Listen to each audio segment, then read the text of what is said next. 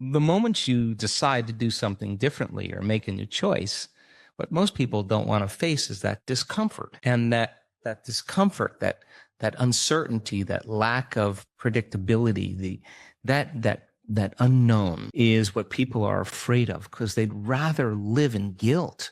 At least they can predict who they're going to be than take a chance in possibility. So when a person begins to understand this and you say, well, how long have you been this way? And they say, I've been like this for 35 years. And you say, why 35 years? Because 35 years ago, I had this one event. Well, the stronger the emotion you feel from reaction from that event, the more altered you feel inside of you, the more the brain narrows its focus and freezes the image and takes a snapshot. And that's called a memory, right? So then forget the memory, just overcome the emotion because it's the emotion that keeps you anchored to the past. So that sounds really good theoretically, but when you step out into that unknown, into that void, the body really is in a habit. And when a habit is when the body becomes the mind.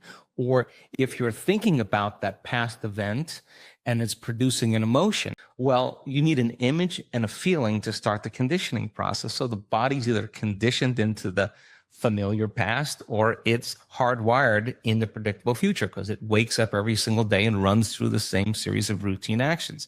So the present moment then becomes the unknown. When people start feeling that discomfort, Jay, they'd rather get on their cell phone and call someone or get up and say, I can't meditate, or, I have too much to do. They excuse themselves.